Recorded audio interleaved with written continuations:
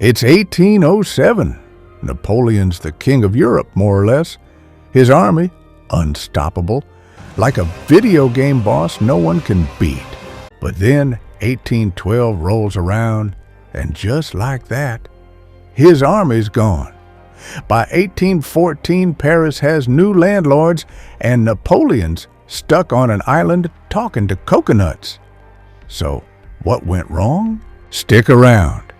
This is the story of Napoleon's big Russian gamble, told by the poor souls who froze their butts off making it happen. Why did Napoleon invade Russia? Well, kid, it all comes down to broken promises and big egos. See, after beating up half of Europe, Napoleon made Russia sign a deal. No more trading with Britain. But the Tsar kept sneaking behind his back, cutting deals with the Brits like it was no big deal. Napoleon wasn't having it. He figured one quick punch, smack the Russian army in one big battle, and the Tsar would fall back in line. He didn't want to take over Russia, just remind him who's boss. You know what the most ironic part is? Half of Europe was marching behind Napoleon, and they didn't even know where they were going. You kids have GPS, alerts, maps, everything. But back then, soldiers just followed orders. And Napoleon, he didn't even tell them they were headed to Russia. Most of them thought it was just another campaign through Germany. Artillery Captain Pion de Loche wrote to his father like, "We're moving, but no one knows why or where to." Captain DuPont figured it out a little too late. He wrote home, "The Russians are a harsh, brutal people." But even he didn't understand the mission. What are we going to eat this winter if we burn through our supplies? What do we even hope to gain? Napoleon kept his mouth shut and led them straight into a frozen nightmare. When Napoleon's army first crossed into Russia, they thought it was all going great. One of his generals, Sebastiani, even bragged, "We've done what we came here to do." The enemy's running. But then, nothing. No big battle, no surrender, just silence. The Russians weren't playing by the French rule book. They burned their own supplies and villages, then kept falling back. General Cumpins said it best. It's hard to fight when the enemy just keeps retreating. And so, the French kept marching, deeper and deeper into the unknown. The Russians, under Kutuzov, used scorched earth tactics. They torched everything, fields, food, even their own homes, just to make sure the French had nothing. And it worked. The longer the army stayed, the hungrier they got. French soldiers ended up begging, stealing, and eating whatever they could find. Some were choking down dry, black bread that looked like peat moss. One guy said, "At least our bread back home looked like bread. This stuff was like oven-dried gravel." The Russians weren't giving up hope of stopping Napoleon. That's why Kutuzov made the call to confront him just outside Moscow. When the French found out, they were overjoyed. They thought, finally, this ends tomorrow. General Giraud even recalled that night. All around, you could hear soldiers laughing, sharing stories, and talking about what might happen to each of them the next day. But they were in for a brutal surprise.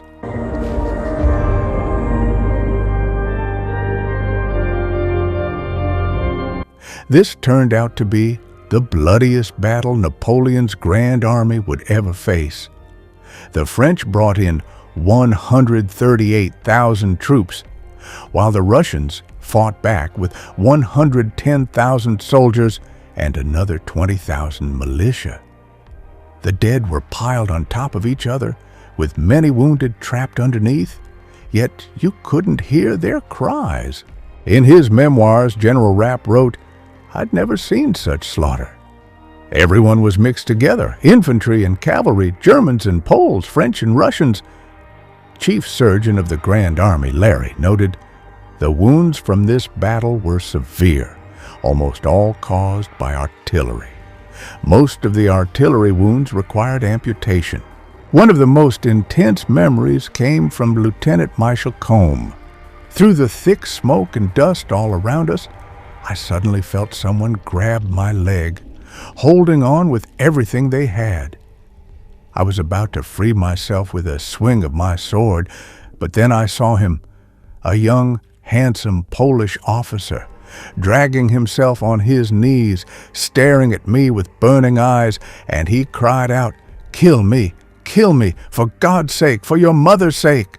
By some estimates, the French lost between 30,000 and 40,000 men in that battle. The Russians retreated again, and Napoleon entered Moscow, hoping that seizing one of the empire's major cities would finally force them to surrender. But instead, he walked straight into a trap. Not only did the Russians refuse to surrender, but they also set the city on fire, stripping the French of resources yet again. Meanwhile, conditions were growing desperate. General Mathieu Dumas admitted to surviving on nothing but horse meat. Regular soldiers had it even worse. "The 5 of us devoured 3 big cats," one soldier said. "They were fantastic." And then, winter was just around the corner. General Caulaincourt warned Napoleon of what was coming. The troops didn't have warm clothing, the roads would soon be buried under snow, and food would be impossible to find. A month later, Napoleon would be forced to leave Moscow. This was the beginning of the end. Kutuzov knew he just had to wait. Russian guerrillas and the brutal cold would take care of the French army. But Napoleon still believed he could win, so the French would stay in Russia for 3 more months. As French soldiers began facing the Russian winter, Napoleon's propaganda tried to convince them the cold wasn't so bad. During the entire campaign, leaflets circulated comparing Russia's climate to Italy's. "The sun is shining, and it's warmer here than in Paris this time of year. Doesn't feel like the North at all."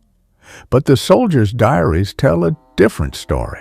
One French guard officer, Coignet, wrote, "In the morning, we looked around and saw the ground covered with the bodies of our horses, frozen to death overnight.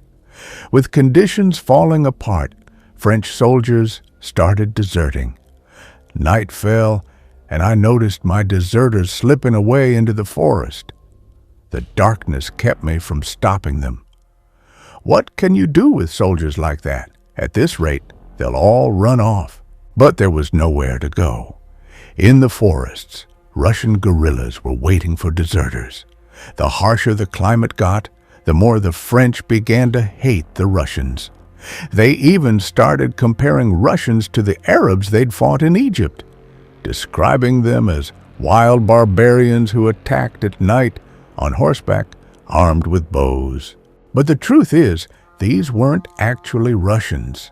They were Bashkirs and Kalmyks, groups that still live in Russia today, who've been riding and using bows for centuries. The French also used Cossacks as a catch-all term for any Russian raiders. They'd even call nobleman-led guerrilla units Cossacks. As one French officer put it, "The Cossacks, whom our soldiers had once despised, now struck terror into us with their guerrilla tactics, ambushing lost detachments like a pack of savage wolves, leaping out from the thickest forests and disappearing back into them, never showing mercy."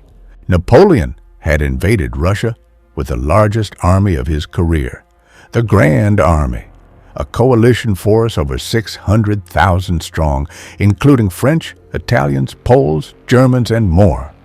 In the end, only 60,000 made it back home. Another 100,000 ended up as prisoners. To put it in perspective, Napoleon's total losses in battles against the first 5 coalitions combined were around 157,000 soldiers. Years later, Napoleon, refusing to admit defeat, would write in his memoirs that the Grand Army fell to sudden cold in Russia. A more realistic view came from General Heinrich Jomini, who wrote that he'd seen worse cold before, but in those campaigns, the army had plenty of food and wine. In Russia, though, they had nothing. The army was starving, and starving soldiers can't hold out even against a light frost. The real key to Russia's victory was the strategy of retreat and exhaustion, with guerrilla units wearing down the French army. The U.S. couldn't defeat the Vietnamese, who used guerrilla tactics. The USSR failed in Afghanistan, where the Afghans used the same approach. And the French army fell in Russia, brought down by Napoleon's own pride, as he ignored the strategy that was working perfectly for the Russians.